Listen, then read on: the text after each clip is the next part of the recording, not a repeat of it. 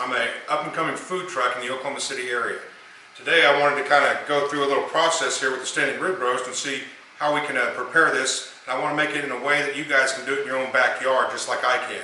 I wouldn't call myself any kind of an expert chef, but I learned how to eat food because I like food and I wanted to master it. And I wanted to do it in a way that was cheap and efficient, easy for anybody like you or I to do in your backyard. So what we have here is a 15-pound standing rib roast. This is a Wagyu rib roast. We purchased this from a ranch here out of Wayne, Oklahoma.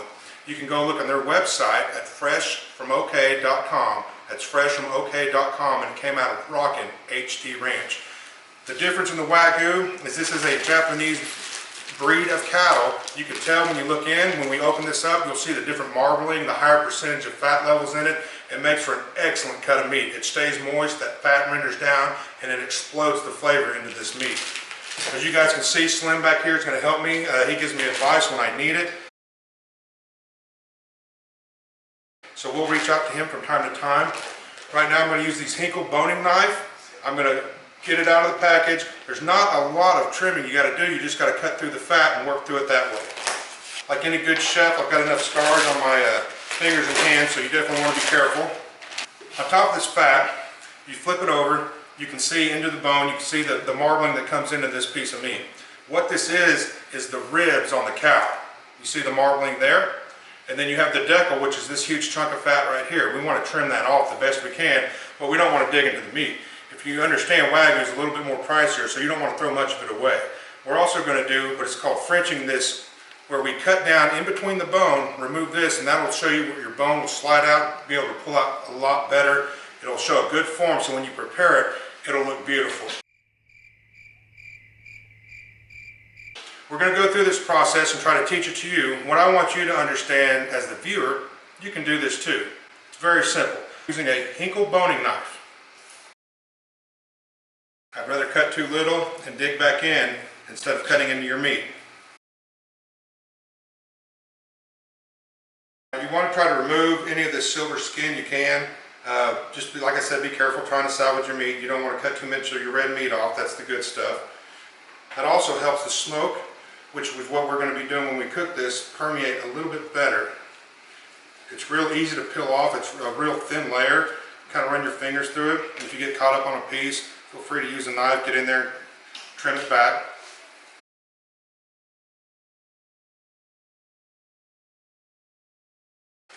When you're cutting this, it'll start to split open. You don't want to cut down into that. You want to keep this meat together. And while we're cooking it, what we'll do, we will use twine to keep it tied in together in sections. That'll keep the form to where when it's standing, it'll stay solid in a same form. Next thing we're going to do is find the bones. This is a 4-bone. With the rib roast cut, it comes in a 7-bone. What we will do is what's called Frenching the roast. You cut down in between, and you only want to come about halfway down. Don't cut into it too deep. And you'll cut in, and you'll cut out just a chunk of meat. This allows that bone to draw back. When you're Frenching this cut of meat, you're going to want to cut just right up against that bone. You'll kind of feel where you can cut it out, and you'll be cutting out this chunk of meat in between each one. So find the bone. That's an expensive piece of meat. It's still got a lot of flavor in it. We'll show you what to do with those later. Now we have family coming to celebrate a couple birthdays, one being mine. Oh, happy birthday, thank you. Anyways, we're cutting this down a little bit. Now you can trim this up definitely for a better presentation if you want. You can just try to trim these bones up the best you can. A lot of that meat will render off during the cook. It'll pull those bones back, just kind of like what you would see on spare ribs if you were to cook those when smoking them. When you do it low and slow, that meat will render back and these bones will expose themselves a lot more clear. Here's the other side of the rib roast. After you do the French cut, there's a skin membrane right there. If you want to pull that off, feel free. Just use your boning knife and trim these down the best you can. But like I said, a lot of that will render back when you start cooking anyhow. So you'll see in the final product when we cut it open how it kept the juices in and kept this piece of meat tender.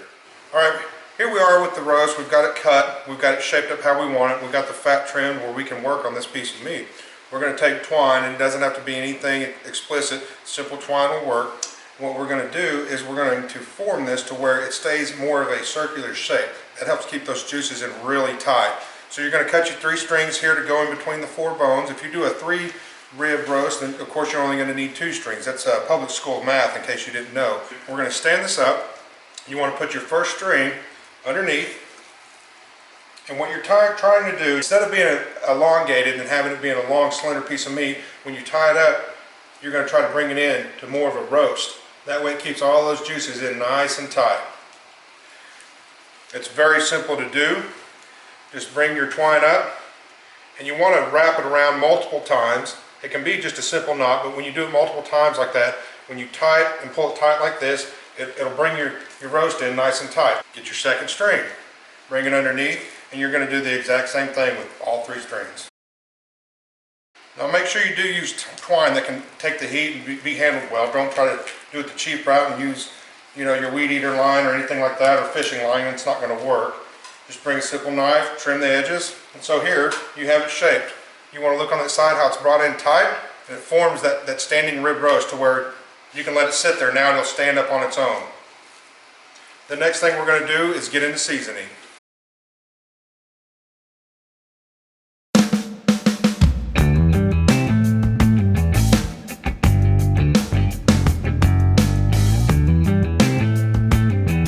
Alright, here's our paste. Start with a 1/4 cup of olive oil.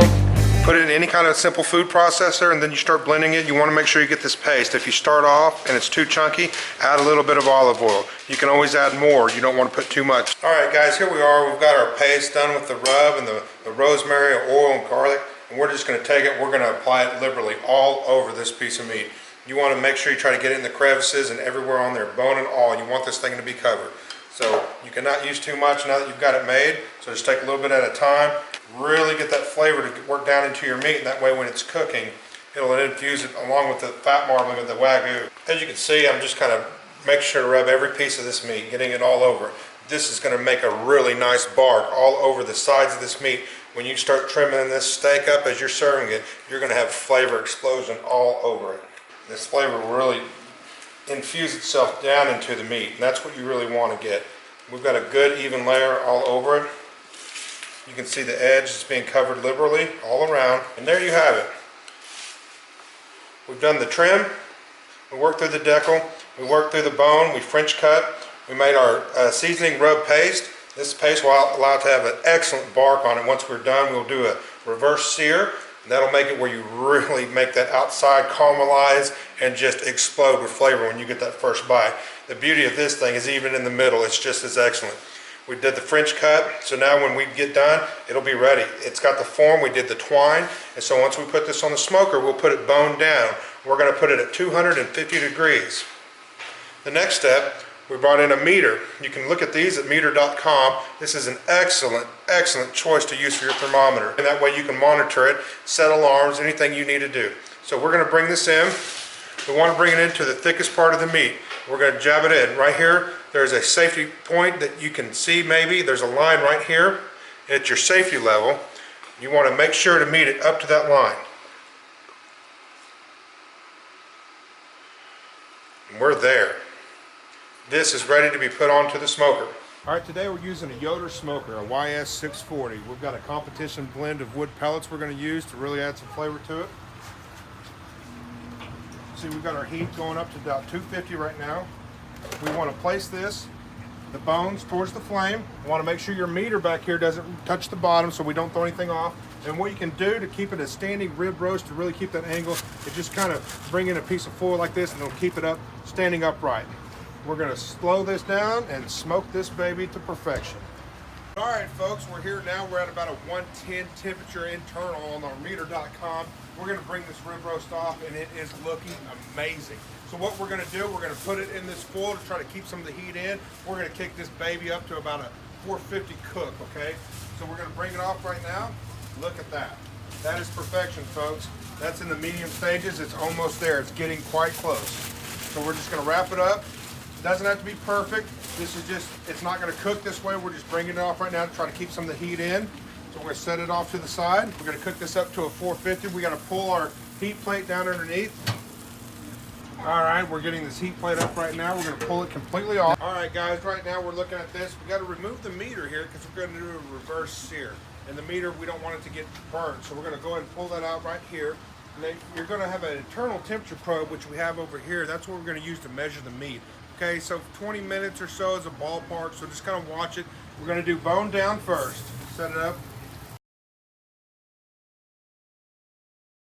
All right, we've got our rib roast now. We pulled it off about a 127, 128. That would bring it to a resting probably about a 132 to 135, which is ideal for what we want for medium rare. You can see we've seared each side, top, bottom, and both sides. Now what we're going to do, we're going to take our knife, and you can see I brought a different knife from the Hinkle knife. I got a different knife that you can cut down.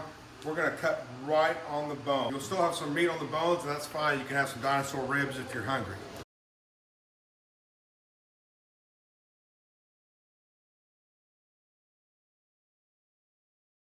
Hey guys, that's my standing rib roast. I appreciate you guys all watching. We've got everything cleared off. The food was excellent. Everybody loved it. So just remember, if you guys get a chance, follow me. I'm trying to start this new. It's a new food truck I'm launching, but also I want to try to do barbecue videos. So if you want to, follow me on the Instagram. Follow me on the Facebook. Or just follow me on here. I'll have to be on my website wherever I can be. And remember, we got this Wagyu beef from Rockin' HD Ranch out of Wayne, Oklahoma. Fresh from OK.com. You can find stuff there. They have Wagyu and they also have grass-fed. Any kind of beef product you can ask for. All excellent. So thanks for following me, and I appreciate you, and I hope you come out and find my truck.